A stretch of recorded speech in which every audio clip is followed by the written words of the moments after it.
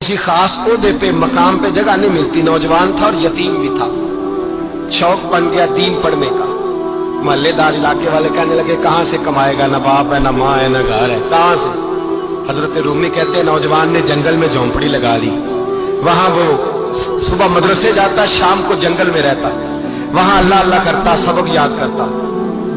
एक दिन बादशाह की बेटी रास्ता भूल गई, जंगल में आई सहेलियों के साथ, बॉडीगार्ड भी साथ थे, पर रास्ता भूल गई। खोती खोती शाम हो गई, ऐसी खोई कि जब रात गहरी हो गई तो आके उस नौजवान के पास रुकी और चिल्लाने लगी।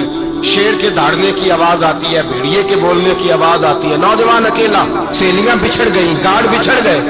कहने लगी मैं परेशान हूं, मुझे जगह मिल जाएगी। नौजवान कहता मैंने शहजादी देखी और मुझे भी पता था कि घर एक ही है और रात को अंदर से दरवाजा भी बंद करना पड़ता है, जंगल जानवर भी आ जाते हैं।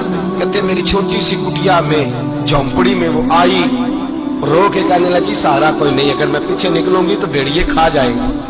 कहते मैंने उसे जगह दे दी। अकेली औरत, चिराग जल रहा है, सबक याद कर रहा हूं। मेरे नबी पाक ने फरमाया जहां मर्द औरत अकेले हो तीसरा शैतान होता है। और शहजादी, वो बच्चा कहता है सबक याद करता रहा सारी रात। बच्ची को कहा सो जा, पर वो कहती है नींद मुझे भी कहाँ आई। ऐसे मौकों पर नींद, सारी रात सबक याद करता। थोड़ी थोड़ी देर के बाद चिराग जलता तो उस पर उंगली रखता, हाथ जलता तो पीछे खींच ले, फिर दूसरी उंगली रखता, थोड़ी देर के बाद जलता तो खींच ले, हाथ सारा जल गया। सुबह किरणें चमकी तो कहने लगा चल निकल जा, दौड़ जा, बस बड़ा सब्र का इम्तिहान हो गया, चली जा। शहजादी बाहर निकली, सिपाही ढूंढ रहे थे, बादशाह खुद जंगल में निकला हुआ था। मेरी बेटी मिल गई।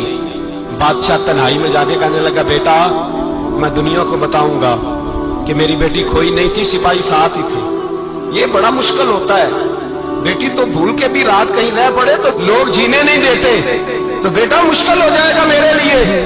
कहाँ थी? उसने कहा नेक नौजवान के पास। उसने कहा बेटा मैं तो तेरी बात मानूंगा पर दुनिया नहीं मानेगी।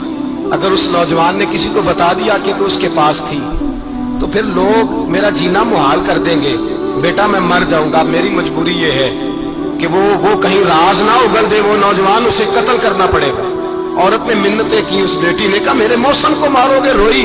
और वो कहने लगा मैं बादशाह हूं, मेरा अपना बुखार है, मैं उसको छोड़ नहीं सकता। गिरफ्तार कर लाए सिपाही।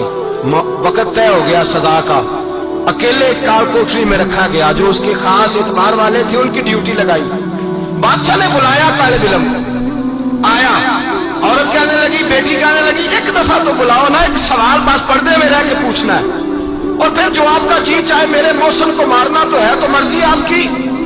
सामने खड़ा किया, नौजवान पर्दे के पीछे, औरत खड़ी हो गई। बादशाह बीच बैठ गया।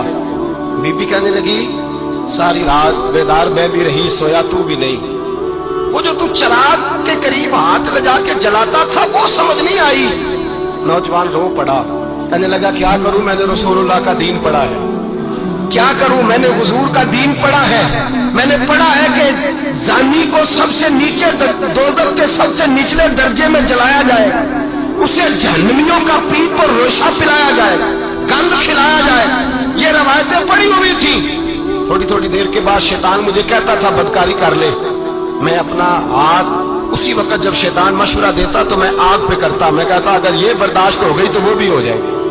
जब हाथ जलता तो मैं समझ जाता नहीं तुझसे तो ये नहीं बर्दाश्त होती तो वो कैसे होगी। फिर मुझे शैतान मशवरा देता कोई देख नहीं रहा, तू बुलाने नहीं गया, खुद आई। मैं दूसरी उंगली लगा देता। मैंने हाथ जलाया और मैं समझ गया जब छोटे से चिराग की इतनी सी शमा की आग नहीं बर्दाश्त होती तो दोज़ख की कैसे बर्दाश्त होगी। कहते मैं पास आया, बादशाह ने ये कहानी सुनी, लफ्ज सुने तो चीख मार के रोया। कहने लगा तालिब इल्म तू तो मेरे नबी का सच्चा गुलाम है और मेरे रसूल के जो सच्चे गुलाम होते हैं उन्हें फांसियां नहीं दी जाती, उन्हें तख्त पे बिठाया जाता है। अब तुझे सजा नहीं होगी बल्कि मैं अपनी बेटी का निकाह तेरे साथ करूंगा और मेरे बाद इस सल्तनत का बादशाह भी तू ही बनेगा। अब वो नौजवान वहां नारे लगा रहा है, कहता लोगों तुम मुझे कहते थे दीन से क्या मिलता है, दीन से तो अल्लाह तख्तो ताज भी अता फरमा देता है। अगर नौजवान शर्मो हया वाले बन के रहे अल्लाह सारी इज्जतें दे देगा।